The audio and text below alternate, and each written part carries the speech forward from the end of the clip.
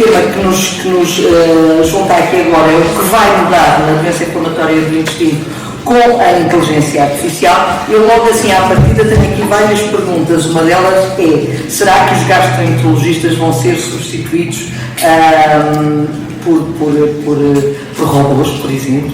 Será que isso é possível? Será que as colonoscopias vão deixar de existir? Nós dávamos muito jeito, de facto, que seria fantástico. Será que o hospital vai ter a mesma dinâmica que tem hoje em dia? Os vistos não. O professor já nos deixou aqui muitas coisas que nos diz, nada vai ser igual. E, portanto, o que nós vamos tentar saber é, com os nossos convidados seguintes, se eles já sabem como é que vai ser tudo isto ou não. E, portanto, eu passo a apresentá-los. Chamo para a mesa a doutora Joana Revés, gastroenterologista do Hospital Beatriz Ângelo, para quem pensa uma salva de palmas. Ao hospitalar, o Dr. Leandro Luiz, administrador hospitalar do Centro Hospitalar de Lisboa Central.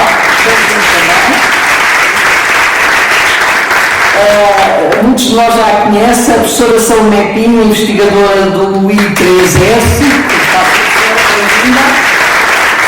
do lado da parte Ana Sampaio, doutora Ana Sampaio, presidente da Associação Portuguesa da Doença Inflamatória do Intestino. Se quiser vir para a mesa também connosco, até para nos dar aqui uma ajuda, é ótimo. Se quiser juntar a nós, é fantástico. Ora, muito bem, eu tinha de início de saúde, que é começo já por si. Diga-nos tudo, que a senhora sabe muito destas coisas. Tem de ligar, eu penso que é em baixo. Ele demora um segundinho, acho eu. Bom dia a todos. Antes de mais, gostaria de agradecer o convite da API em participar do Congresso, aqui com a Ana Sampaio. É sempre um gosto participar nestas iniciativas. E, portanto, a pergunta que me fez é a questão da inteligência artificial na área de investigação da doença inflamatória intestinal. Antes de mais, portanto, ouvi com muito interesse a apresentação do professor Ricardo nesse tópico. E, de facto, nós já usamos a inteligência artificial na área de investigação em vários domínios. No que diz respeito à investigação, nós geramos uma quantidade imensa de dados. No contexto da doença inflamatória intestinal e na área de investigação, a reunião de dados genéticos, a reunião de dados ou de resultados que nós geramos, por exemplo, quando queremos caracterizar o perfil serológico, por exemplo, de um doente ou de um conjunto de doentes, junto com as análises que temos do ponto de vista clínico, do ponto de vista patológico, as imagens e os resultados das endoscopias. Portanto, tudo isso gera-nos aquilo que nós chamamos de Big Data. E, portanto, a quantidade imensa de dados e de resultados em vários domínios da doença inflamatória intestinal, desde a parte genética, a parte de imagem endoscópica, radiológica, serológica, histopatológica, etc., vai-nos permitir, precisamos obviamente da capacidade de os analisar e de os digerir e dissecar. E, portanto, estes algoritmos de inteligência artificial permitem-nos, por exemplo, interpretar e correlacionar todos esses dados de forma, por exemplo, a gerar aquilo que nós denominamos ser um algoritmo que nos permite, por exemplo, prever. Bom, enquanto no âmbito da doença inflamatória intestinal, nós temos alguns projetos na área da predição e da prevenção da doença inflamatória intestinal, em que a quantidade imensa de dados que estamos a gerar tem como principal objetivo a criação de algoritmos preditivos dessa doença, por exemplo, de recidiva, de resposta ao tratamento, ou mesmo do desenvolvimento da doença inflamatória intestinal. A inteligência artificial na área de investigação já gerou resultados promissores. Um dos exemplos que eu queria partilhar é um estudo de Birmingham, em que, portanto, foi treinado o sistema de inteligência artificial para identificação, por exemplo, em biópsias, de marcadores de atividade dessas biópsias. E, portanto, o sistema foi treinado de forma a perceber, não é, nestas biópsias digitalizadas, quais eram os marcadores e os critérios de atividade. E depois, estando o sistema treinado, foi submetido a um coorte de doentes com cólite ulcerosa, o que mostrou a capacidade de prever a recidiva destes doentes com cólite ulcerosa com 89% de sensibilidade. O que nos mostra já a aplicação da inteligência artificial na clínica da inteligência artificial. Eu só queria transmitir que, e portanto depois passo a palavra aos meus colegas, mas de facto, por exemplo, na imagem, e a doença inflamatória intestinal partilha muito da imagem, seja, por exemplo, a endoscopia e a colonoscopia, já é utilizada a inteligência artificial na endoscopia e colonoscopia. Nestes mas continua-se a ter de fazer a colonoscopia. Claro, mas a sempre uma página que se diminui muito o erro, não é? E a variabilidade interindividual, por exemplo, a detecção de lesões, a identificação de marcadores de atividade e, muito importante, por exemplo, nas lesões displásicas. Portanto, a endoscopia e a colonoscopia já utilizam a inteligência artificial na capacidade de detectar, por exemplo, displasia e evolução para cancro. E quando a doutora diz que já utiliza, é uma técnica que está a ser utilizada em Portugal em todos os hospitais ou não? Sim, a doutora Joana fez abordar essa questão. Okay. Na radiologia, por exemplo, detecção de fibrose na doença de Crohn também já é utilizado. A histologia também, quando as biópsias vão para o patologista para serem analisadas, há o poder da inteligência artificial de melhor aferir, de melhor classificar, de melhor diagnosticar. Portanto, eu diria melhoria de diagnóstico, melhoria de detecção precoce destas lesões, a possibilidade de nós, na área da investigação, gerarmos os tais algoritmos preditivos, portanto, saber, por exemplo, muito antes ou cedo no curso da doença quem vai responder bem ou quem vai responder mal ao tratamento e, obviamente, num cenário ideal, quem vai desenvolver a doença inflamatória intestinal. Muito obrigada. Doutora Joana, passo-lhe a palavra também para si, até com base em tudo isto que a doutora Saldanas está a professora Saldanas. Olá a todos, bom dia. Meu nome é Joana Pérez, sou interna de gastroenterologia do Hospital do Crisanjo e tenho trabalhado em estreita colaboração com a professora Joana Torres, que aqui presente ano passado neste congresso. E pronto, vendo aqui um bocadinho da professora Saldanas, vou voltar um bocadinho atrás, se calhar na abordagem que nós fazemos da doença inflamatória. Então, nós tentamos falar na doença inflamatória no geral, nós temos dois grandes grupos de doença, a doença de Crohn e a ulcerosa, e nós tentamos um bocadinho imitar o que o computador faz. Pronto. Nós hoje em dia dizemos que, apesar de nós tentarmos estruturar em dois grupos de doenças, eles são altamente diferentes. Portanto, um doente com doença de Crohn não é igual ao outro doente que nós temos de ter também com doença de Crohn. Nós sabemos que os doentes são diferentes, quer fenotipicamente, quer na apresentação da doença, quer molecularmente. Infelizmente, nós hoje em dia, na nossa prática clínica, apesar de termos noção que isto existe, não conseguimos ainda estratificar completamente os doentes. Nós tentamos fazer de forma um bocadinho subjetiva. Portanto, sabemos que um doente jovem, com uma doença fiscalizante, a doente vai ter um maior risco de desenvolver complicações, faça um doente com uma doença ligeira, uma deficiência. Nós temos estas coisas subjetivas que acabamos por utilizar e tentamos mimetizar ao computador. E, portanto, o que nós gostaríamos no futuro é efetivamente ter um algoritmo que nós conseguíssemos fazer o input da informação, portanto, desde todas as características da doença e todas as características moleculares e efetivamente conseguíssemos predizer o prognóstico. Portanto, eu acho que a inteligência artificial vai entrar na nossa prática clínica e, sobretudo, aqui na doença inflamatória intestinal, nós temos três grandes áreas em que vai entrar.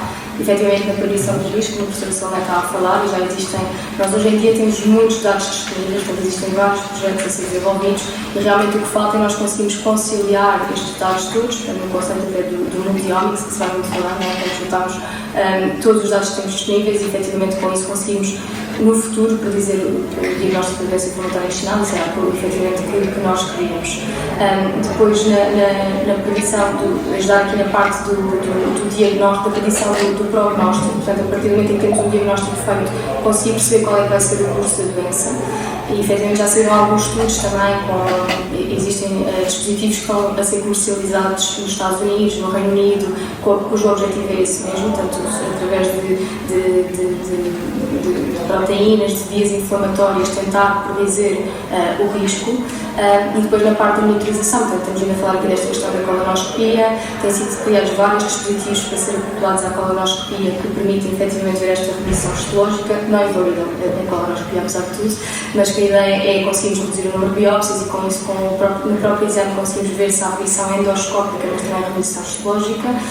Aqui da questão da displasia, efetivamente era uma área que nós queremos muito desenvolver, mas acho que apesar de tudo não estamos 100% lá, porque os dispositivos nós estamos um bocadinho a utilizar dispositivos que usamos para a parte do cancro coloretal, de detecção de pólipos, que esses sim já estão bem estabelecidos, portanto nós temos dispositivos que já conseguimos utilizar na colonoscopia e que nos ajudam a detectar pólipos, portanto a colonoscopia apesar de tudo é um exame operador dependente e portanto existem falhas e nós muitas vezes podemos não identificar pólipos e estas máquinas vão melhorar a nossa performance, portanto em áreas que nós não identificávamos um pólipo elas conseguem identificar, conseguem descaracterizar o tipo de pólipo, se é um pólipo já com características de malignidade ou não e portanto realmente na área do cancro coloretal e dos pólipos do cólon tem sido muito crescente o seu desenvolvimento e houve uma tentativa de translação desta detecção do cancro coloretal para a avaliação intestinal, para a parte da displasia, que efetivamente parece ter bons resultados. A questão é que a máquina não foi treinada para isso e daí a reticência da sua utilização. Mas mesmo na parte da monitorização, portanto, nós realmente na gastro temos várias imagens disponíveis, quer seja de endoscopia, de colonoscopia, de videocápsula, na própria parte da radiologia, portanto, os dados existem e acho que o grande potencial da inteligência artificial é conseguir conciliar todos estes dados.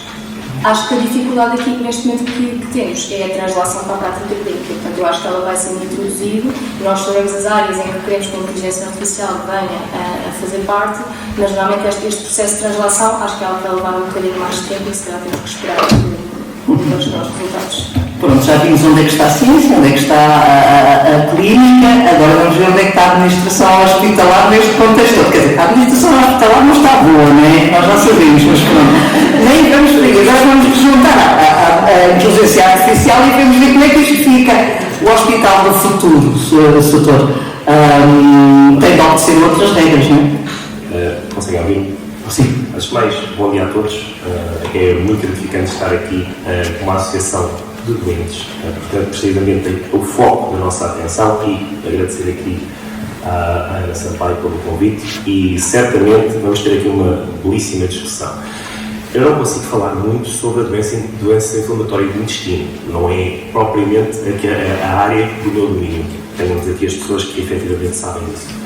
Agora, no âmbito da administração hospitalar e daquilo que nós podemos perspectivar para o futuro é como é que nós vamos utilizar a inteligência artificial, e já utilizamos em algumas situações, para oferecer a 4 níveis uma melhor experiência. Uma melhor experiência, digamos, uma melhor experiência do doente ou do utente, melhores resultados para o utente e depois 2 outros níveis que são como é que nós criamos aqui uma melhor experiência para os profissionais, otimizando custos. E aqui peço que foquem otimizando custos, não reduzindo. Claro que isto tem consequências.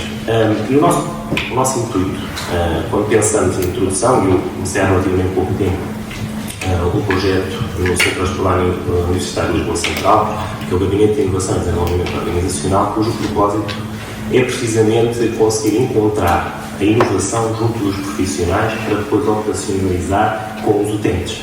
Portanto, para conseguir, de alguma forma, oferecer um melhor serviço onde a tecnologia, a revisão dos processos, em conjunto com as pessoas e apoiados na tecnologia, nos vão permitir evoluir e responder melhor. E quando olhamos para isto, olhamos sempre para percursos. E no percurso as pessoas têm várias etapas, seja na doença, seja na eventual prevenção da doença. E quando estamos na fase inicial destas etapas, o que nós precisamos, de alguma forma, é maior apoio no diagnóstico, maior apoio na identificação precoce das situações. E isso entra a inteligência artificial. A inteligência artificial pode permitir, por exemplo, identificar vários exames que tenham sido feitos em diferentes locais, desde que nós tenhamos uma base única onde consigamos fazer estes rubriquetes e conseguir identificar que há uma alteração estranha. Depois o médico vai avaliar ou, eventualmente, poderá logo identificar e dirigir para a pessoa que pode resolver o problema. E o Hospital do Futuro vai ter de passar por aqui. Vai ter de, quando identificamos alguma oportunidade, alguma situação, nós temos automaticamente conseguir um agendamento. Nós, por exemplo, andamos a trabalhar num sistema de agendamento automático para permitir que as pessoas possam vir, e isto utilizando machine learning por trás, que as pessoas consigam vir ao hospital uma única vez para fazer todos os exames, as consultas que precisam de fazer. E isto implica conciliação de agendas, várias agendas de exames, agendas de médicos, portanto, para conseguir garantir isto. E nós começámos a trabalhar nesse sentido porque se percebeu que era uma necessidade. As pessoas iam, deslocavam-se lá sistematicamente. Mas, se não houver exames locais, também podemos pensar uma das outras componentes no hospital do futuro, que é Hospital Without Borders, ou seja, um hospital sem paredes. Há bocado, eu fiquei a pensar, bem, eu não vou ter muito para dizer depois da apresentação do professor Ricardo, porque efetivamente o ChatGPT já tem ali muitas ideias muito interessantes. Mas a telemedicina, como nós a vamos conhecendo hoje, ainda tem um potencial muito maior. Há bocado estava no qual não sei. Nós na gestão, e cada vez mais, e fomos outros setores de atividade, nós vivemos ambientes que são os chamados ambientes VUCA, portanto, voláteis, incertos, complexos e ambíguos. Portanto, nós na realidade entramos num paradigma em que metade das coisas que nós fazemos, nós não sabemos como é que elas são feitas. E na saúde, então, isto é, se calhar, 90%. Porque, normalmente, então, quem está na gestão, muitas vezes não sabe o que é clínico. Agora, efetivamente, todas as gerações têm uma revolução. Nós estamos na revolução da inteligência artificial. Nós vamos agarrar este processo e vamos ter utilizado na maioria dos nossos, do que é a prestação de cuidados de saúde. E para isto, nós já temos chatbots que permitem, e alguns já foram, inclusive, legalizados, digamos assim, com tecnologias válidas para utilizar e que permitem apoiar os utentes com perguntas sobre saúde e que são perguntas validadas e que têm algum poder de aprendizagem, mas sempre dentro do enquadramento que é cientificamente validado. E, portanto, nós já temos esse caminho e já estamos a fazê-lo. Quando é que vai chegar a Portugal? Essa poderá ser a dúvida. Se calhar ainda vai demorar um bocadinho, porque nós somos muito... Eles têm 10 anos que o Dr. Ricardo e o professor Ricardo disse. É eventualmente isso. E nós na saúde, eu preciso também dizer isto, eu gosto muito de uma expressão do Tom Paul, que é da Creative Destruction of Medicine, um livro que ele tem, que refere que basicamente nós estamos num processo, todo o processo inovador implica uma destruição. E essa destruição, muitas das vezes, tem que ver com o abandonar da forma como nós trabalhávamos tradicionalmente, que durante muitos anos proporcionou-nos melhorias para conseguirmos avançar para aquilo que temos no futuro. E aquilo que nós temos agora, que estávamos a falar, por exemplo, no ChatGPT, é uma ferramenta. Portanto, isto é uma ferramenta. Isto não substitui as pessoas. As pessoas vão aprender a utilizar melhor uma ferramenta e vão se especializar. E podem não dominar completamente, mas vão criar outras ferramentas que ainda vão ser muito superiores a estas. E esta é a evolução. O Dr. Leandro, mas como disse o Dr. Ricardo, se podem substituir, por exemplo, pessoas que são um bocadinho irritáveis, como as pessoas que estão nos guichês e não sei o quê, por pessoas simpáticas, todos nós vamos querer as pessoas simpáticas, não, as coisas simpáticas, não vamos querer as pessoas irritáveis. Há tarefas que são muito repetitivas, são sistemáticas que eventualmente vão desaparecer, vão deixar de ser necessárias. Isso é a evolução natural. Aliás, já há um exemplo, o sistema de agendamento e de confirmação de consultas já existe. Okay? Fazem, através do WhatsApp, contactam convosco e a Maria, ou Maria do determinado hospital, contacta convosco e diz: tem uma consulta agendada para o dia X. Gostaria de saber como está e se vai conseguir estar presente. A pessoa responde e tudo mais e tem um feedback dessa resposta. Mas não consegui dizer, é importante pelo menos confirmar, porque poderemos dar uma hipótese a outra pessoa. Isto acontece e já acontece noutros países, já tentaram vender esta tecnologia. E, portanto, eu fazendo rir porque uma das coisas que, de facto, nos foi referido, e isso é particularmente interessante, é que as pessoas queriam conhecer a mim. Quando eu ao hospital, queria conhecer a mim. Era tão simpática que não quer. E porque não sequer se apercebiam que não era um tal chatbot. A realidade é que isto aqui tem um aumento da compliance com as consultas, houve uma melhoria da utilização do tempo dos profissionais e desta forma também conseguimos um melhor serviço aos nossos utentes. E, portanto, nós vamos ter de pensar sempre também um pouco assim, como é que isto nos pode garantir melhores condições? A outra é, como é que nós reduzimos tempo com estes equipamentos aos profissionais? Tempo burocrático, administrativo, e lhes damos tempo para verdadeiramente se focarem naquilo que interessa, que são todos vocês, somos todos nós.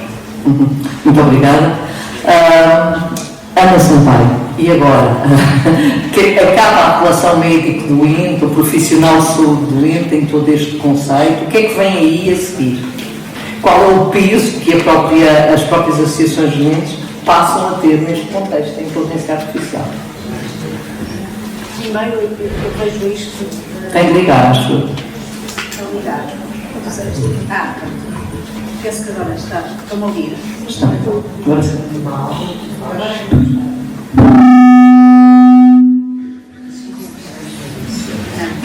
Não? Tem de se mudar então. Sim. Essa já está. Já estão. Antes de mais, eu acho que isto são grandes oportunidades ao contrário, ou seja, para ganhar-se mais qualidade na relação médico-doente. Porque todos nós nos queixamos é que o médico só olha para o computador, às vezes tem o ecrã na sua cara, nós nem a cara vemos, e andar um bocadinho, agora entro neste sistema e vejo as análises, agora fecho esta janela e vou para outro sistema e vou ver as imagens, agora tenho que pedir o tratamento, não é?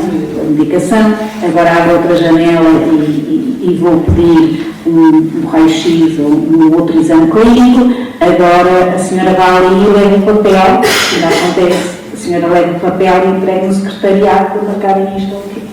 Portanto, eu acredito que isto acaba doente ser o pombo correio que anda aqui com os documentos de um sítio para o outro dentro do hospital. Acredito que vai realmente criar aqui uma relação com o doente em que finalmente nós conseguimos pôr aquelas questões que levamos ao médico e que haja um tempo de qualidade e que o médico nos diga a nós, e então, como é que está a sua vida, como é que vai, profissionalmente, familiarmente, o que é que o condiciona, gosta de viajar, então ele viaja. Estas questões, muitas vezes que não há oportunidade de falar na consulta, acho que podem aparecer e podem realmente ser relevantes. Para mim é muito bom ouvir aqui, ouvimos tanto o professor Ricardo como a professora Salomé dizer a questão do diagnóstico, não é? Podemos cada vez mais cedo diagnosticar estas pessoas, portanto é fantástico para qualquer pessoa que vive ou que vai viver, não é? Porque ela ainda não vive, vai viver com a doença, saber logo num momento, se calhar, mais precoce, para que também, se calhar, quando tiver os sintomas, não esteja já o seu intestino ou o seu corpo tão debilitado, que muitas vezes é o que acaba por acontecer, porque é uma doença invisível, silenciosa e, portanto, muitas vezes quando a detectam, há alguma deterioração da qualidade de vida e, portanto, não é fácil. Também não quero que haja uma personalização, por exemplo, do tratamento. Porque quantas vezes andamos nós aqui a tomar fármacos e depois não é este, afinal não é este que resulta, e agora não é este, ainda não é este, e vamos para o outro. E o doente às vezes assim, mas porquê? Porque é que não há um texto qualquer que me diga qual é o tratamento para mim? É aquilo que a doutora Joana Pérez também estava aqui a dizer, que finalmente se calhar vamos ter algoritmos que vão ajudar a própria médica a decidir qual é o tratamento para aquele doente. Pronto, e se calhar, portanto, encaro também essa questão. Relativamente, por exemplo, também falou o professor Ricardo, o acesso à informação. É muito difícil para os doentes terem um relatório médico. Nós às vezes só queremos um relatório médico. Ou porque queremos ter um empréstimo que precisamos para a saúde de vida, ou porque precisamos de outro tipo de efeitos, por exemplo, uma avaliação de incapacidade ou algo assim. E é uma dor de cabeça.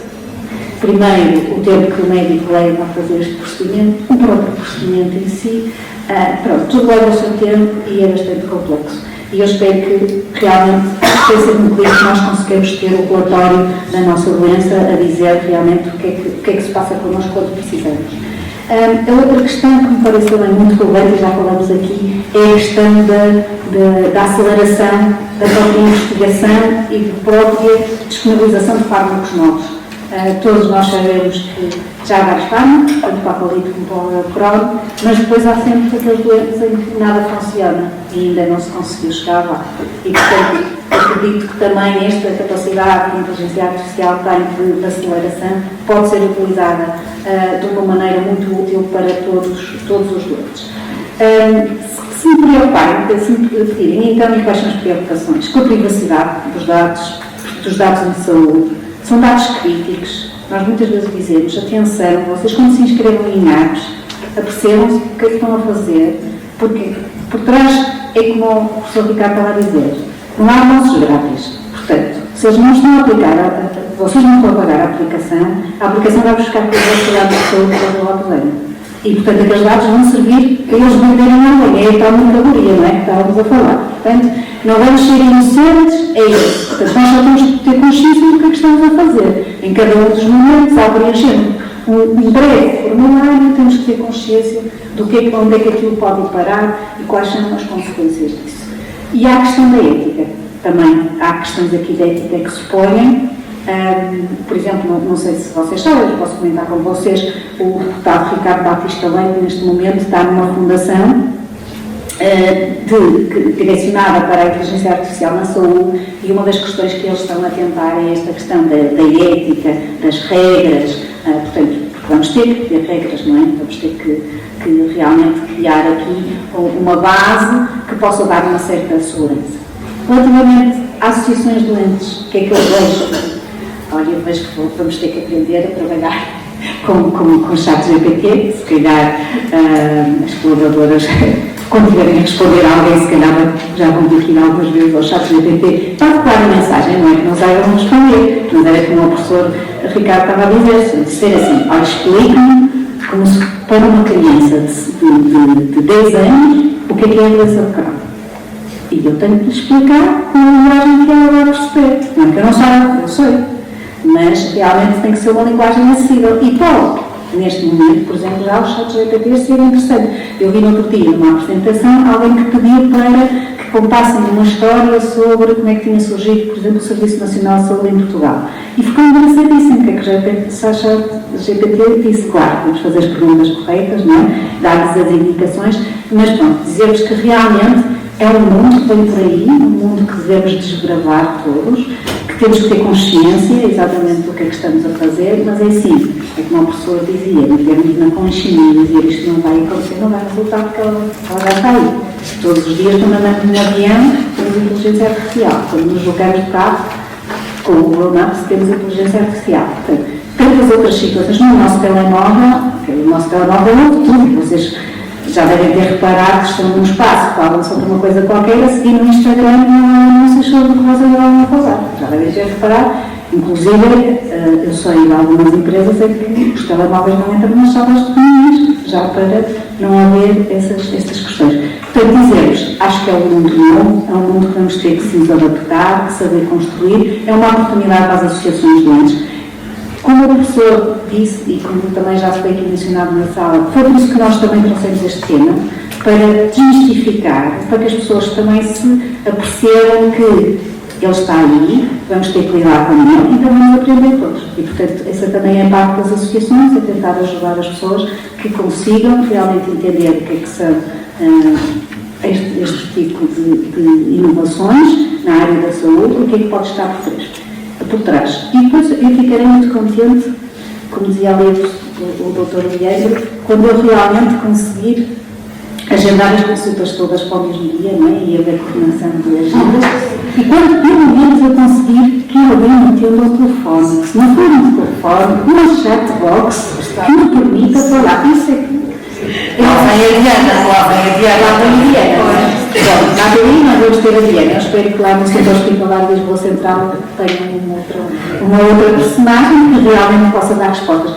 Mas isto para dizer o quê? Porque realmente há aqui, a meu ver, um grande potencial, uma grande inovação na área da saúde, que tem que vai demorar algum tempo a chegar, é verdade, mas que acho que já está aí e temos que a deixar entrar e temos que aceitar que vamos mudar a nossa forma de trabalhar, aprender mais a fazer perguntas e se calhar obter mais respostas. Mas também vos vou dizer, se nós pensarmos bem, antes da internet, nós já tínhamos um bocado esta questão, porque eu lembro-me quando era pequena, fazia trabalhos da escola e o professor me perguntava não sei o que, eu tinha que pegar no enciclopédia pesadíssima, os livros eram mais pesados às vezes quase que eu. E ir ler, não é, o que é que lá dizia, às vezes nem percebia, portanto, são realidades que nós vamos aprender, que são aprendizagens e são momentos que na nossa vida vão passando e que vão transformando, mas que têm um poder, acho eu, fabuloso, que é a acessibilidade ao conhecimento. E acho que não há nada como essa questão que realmente pode melhorar a qualidade de vida do doente, não doentes, familiares, toda a gente. Muito obrigada, Ana. Professor Ricardo, para fazermos um bocadinho aqui quase o comentário àquilo que se ouviu, 3 questões a retirar daqui. A questão dos dados que toda a gente está a cuidar com os dados. Professor, nós a partir do momento que estamos na internet, os nossos dados não estão lá todos, como é que é? Primeiro essa questão. Depois, a questão do erro médico, diminui ou não diminui com a inteligência artificial? Terceira questão, perde-se humanização ou ganha-se humanização? As 3 questões que aqui foram mais faladas. Só questões fáceis, obrigado. Sim, tudo fácil. Eu começaria por dizer o seguinte: eu acho que as instituições, e incluo os hospitais, as associações, as instituições, têm que olhar para isto e tentar fazer um plano de como incorporar, digamos, a inteligência artificial em particular e outras técnicas que vão surgir. Porque a diferença entre quem o fizer e não fizer vai ser muito grande. E, portanto, desse ponto de vista, outra vez, acho que essa era uma questão crítica. Sobre os dados, eu vou arriscar. Eu acho que nós damos com muita facilidade dados a quem não os merece, mas sabe como os pedir, e temos muita dificuldade em dar dados em quem devíamos confiar mais. Por exemplo, umas doenças eu diria que vão rapidamente ter retorno perante a inteligência artificial porque têm os dados. Outras doenças nem por isso, porque não existem datasets, não existem dados suficientes para que eu ponha a máquina a aprender. Ok, isso está na mão de quem? Quem é que tem esses dados? E não os dá.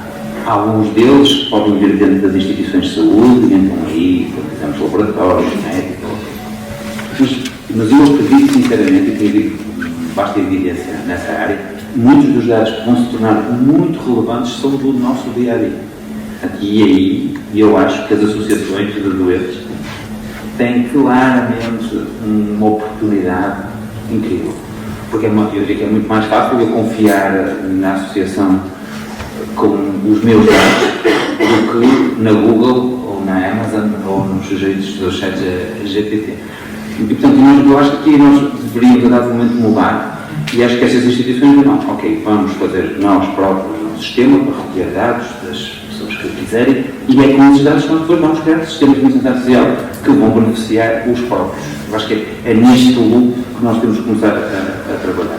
Se chegarmos lá, e deixar aqui um pedido para os pacientes, os doentes, a coisa mais crítica para os computadores aprenderem, os dados têm que ser de boa qualidade. Se os dados forem de boa qualidade, a gente está a ensinar a máquina as coisas erradas. Desse ponto de vista, vai fazer muita diferença. E verdadeiros, não é? Sim. Mentir à máquina, coisa que ele vai fazer a curar doentes que não existem. E, portanto, desse ponto de vista, não funciona muito. Só que falou que sim na questão das revoluções, e quando existe uma como esta, ficamos todos muito assustados. Mas eu diria que a maioria de nós viveu num momento em que não havia smartphones nem havia internet. Portanto, eu acho que esta é a terceira que a gente vai sofrer numa geração. Portanto, também podemos ganhar alguma confiança nesse processo. Eu acho que isto vai ser muito parecido, sinceramente, com o que se passou quando a gente começou a controlar a eletricidade. Muito de profissões apareceram, mas um monte de elas que apareceram a seguir, e, portanto, acho que é nesse perfil. A outra questão era a humanização e o erro médico. Sim, eu acho que a questão do erro médico, eu vou ser sincero, eu acho que se a gente disse verdadeiramente o que tem sido o erro médico ao longo das décadas, não tenho dúvidas nenhuma que tem diminuído muito mesmo. E isto até deve ter mais uma ferramenta que nos vai ajudar. Agora, as expectativas que qualquer um de nós tem para com os médicos e os profissionais de saúde também têm aumentado muito. E isso é injusto, não é? As expectativas que coloca. É o médico. Humanização. A humanização, acho que se estou a falar de humanização enquanto nós temos humanos a tratarmos, temos mais tempo de humanas? Eu acho que sim, acho que é muito provável. Acho que vamos daqui a pouco tempo perceber que essa questão vai ter que ser mudada, porque vamos ter como máquinas bastante humanas a tratar de nós. Eu não sei o que é que a gente vai chamar a essa relação, preocupação difusa.